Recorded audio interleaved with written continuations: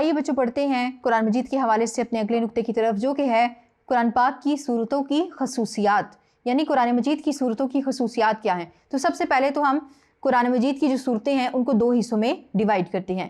ایک حصہ کہلاتا ہے مکی صورتیں اور ایک حصہ کہلاتا ہے مدنی صورتیں۔ اب یہ فرق کیوں رکھا گیا ہے، یہ ایسی تقسیم کیوں کی گئی ہے اور کس اعتبار سے کی گئی ہے؟ مکی صورتوں کو مکی صورتیں کیوں کہا جاتا ہے، مدنی صورتوں کو مدنی صورتیں کیوں کہا جاتا ہے؟ تو آپ کو پہلے بھی بتایا جا چکا ہے، ایک بار پھر آپ کی یاد دہانی کے لیے بتاتی چلوں کہ مکی صورتیں وہ صورتیں ہیں جو کہ ہجرت مدینہ سے پہلے نازل ہوئیں۔ اب ایسا نہیں ہے کہ ان کا نام مکی صورتیں ہیں تو اس کا مطلب ہے کہ یہ مکہ مکرمہ میں نازل ہوئی ہیں، اور یہ مدنی صورتیں ہیں تو اس کا مطلب ہے کہ یہ مدینہ منورہ میں نازل ہوئی ہیں۔ ایسا نہیں ہے، بلکہ جو ہجرت مدینہ کی ایک ٹرم ہے اس کا ان دونوں کے ساتھ تعلق ہے۔ وہ صورتیں جو ہجرت مدینہ سے پہلے نازل ہوئیں وہ مکی صورتیں کہلاتی ہیں، اور وہ صورتیں جو ہجرت مدینہ کے بعد میں نازل ہوئی ہیں وہ مدنی صورتیں کہلاتی ہیں۔ اب چاہے وہ مدینہ میں نازل ہوئیں، مدینہ کے اطراف میں نازل ہوئی، کسی اور علاقے میں نازل ہوئی، یا مکہ مکرمہ میں حجۃ الوداع کے موقع پر نازل ہوئی، تو ان کو مدنی صورتیں کہا جاتا ہے۔ تو آپ نے ہجرت مدینہ کی ٹرم یاد رکھنی ہے۔ ہجرت مدینہ سے پہلے کی صورتوں کو مکی صورتیں کہتے ہیں، ہجرت مدینہ کی بعد کی صورتوں کو مدنی صورتیں کہا جاتا ہے۔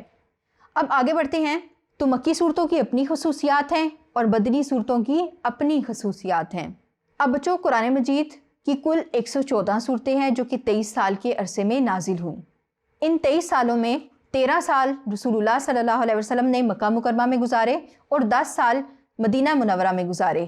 اس میں اب جو ٹوٹل صورتیں نازل ہوئی ہیں وہ 114 ہیں، اور ان میں 28 صورتیں مدنی صورتیں ہیں اور 86 یعنی 86 صورتیں جو ہیں وہ مکی صورتیں کہلاتی ہیں۔ پھر ان صورتوں کی اپنی اپنی خصوصیات ہیں۔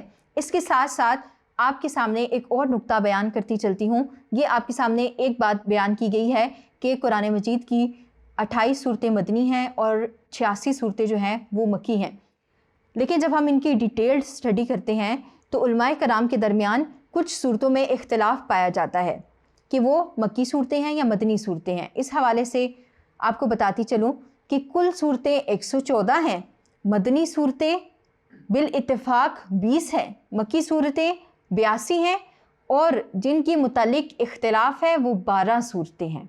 تو اس طرح سے علماء کرام نے صورتوں کی تقسیم کی ہے ان کی خصوصیات کے اعتبار سے۔ کچھ کے بارے میں تو کنفرمیشن تھی کہ یہ مکی صورتیں ہیں اور یہ مدنی صورتیں ہیں، اور کچھ کے بارے میں وہ صورتوں کی خصوصیات کو دیکھتے ہوئے اختلاف کا شکار ہوئے کہ آیا یہ مکی صورتیں ہیں یا مدنی صورتیں ہیں۔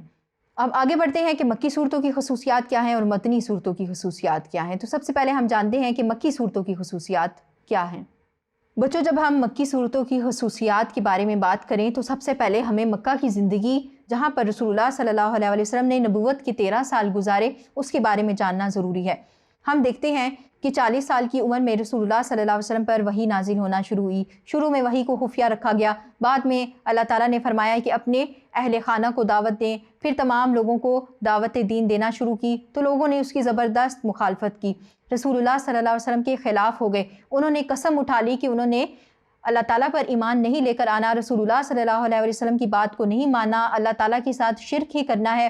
اور پھر اس سلسلے میں انہوں نے رسول اللہ صلی اللہ علیہ وسلم کو اذیتیں دیں، تکلیفیں دیں، آپ صلی اللہ علیہ وسلم کی دعوت کے اور تبلیغ کے راستے میں روڑے اٹکائے، آپ صلی اللہ علیہ وسلم کو طرح طرح سے ستایا۔ جو لوگ آپ صلی اللہ علیہ وسلم کی دین کو مان لیتے، آپ صلی اللہ علیہ وسلم کے فالوورز بن جاتے، مسلمان ہو جاتے، ان کو طرح طرح کی تکلیفیں اور مصائب کا شکار کیا۔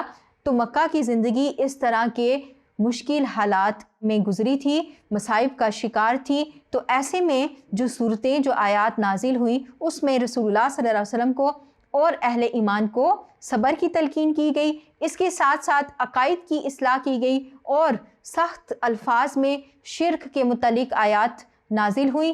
اور انہی آیات میں، یعنی مکہ کے 13 سالہ زندگی میں جو آیات نازل ہوتی رہیں، اس کے بعد پھر وہاں پر ہمیں ہجرت مدینہ کا حکم بھی نظر آتا ہے۔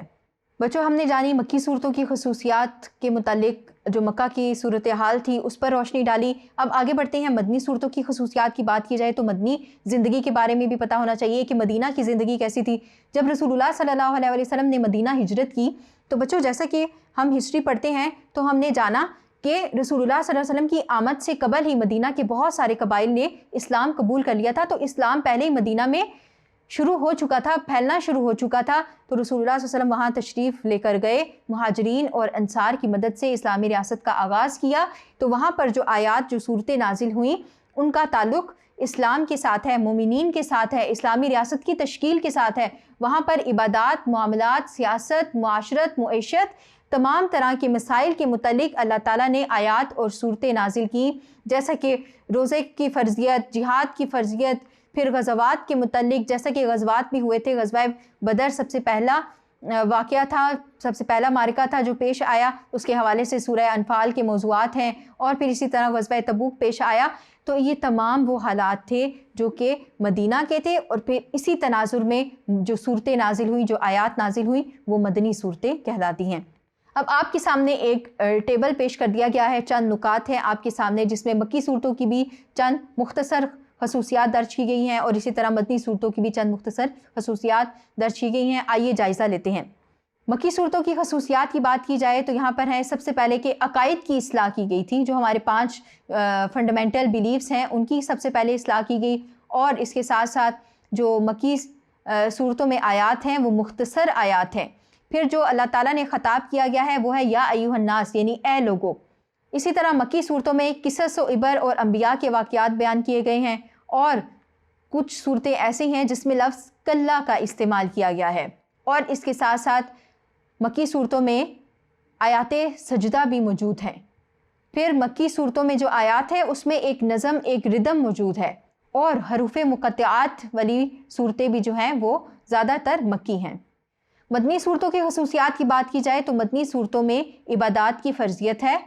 یہ آیات طویل ہیں، اور اس میں خطاب کیا گیا ہے یا ایھا الذین آمنوا، یعنی اے ایمان والو۔ پھر ان میں غزوات کا بھی ذکر ہے، جہاد کا بھی ذکر ہے، تعمیر معاشرت کا ذکر ہے، دعوت اسلام کا اور منافقوں کا ذکر کیا گیا ہے۔ تو یہ بچوں چند وہ خصوصیات ہیں مکی اور مدنی صورتوں کی جو ہم نے آپ کے سامنے پیش کی ہیں۔ آپ کو مکی اور مدنی جو زندگی ہے اس کی ہسٹری بھی بتا دی، اور اس کے ساتھ مکی صورتوں اور مدنی صورتوں کی خصوصیات بھی بیان کر دی گئیں۔ اب آپ کے سامنے ہے کہ جب آپ کو سوالات آئیں تو آپ نے اس کو کس طرح سے طول دے کر کھینچ کر لکھنا ہے، اور بسا اوقات مختصر سوال آتا ہے تو آپ ان کو چند نکات کی صورت میں بھی بیان کر سکتے ہیں۔ تو یہ تھا صورتوں کی خصوصیات کے متعلق ہمارا موضوع۔ آئیے بڑھتے ہیں اگلے موضوع کی طرف۔ شکریہ۔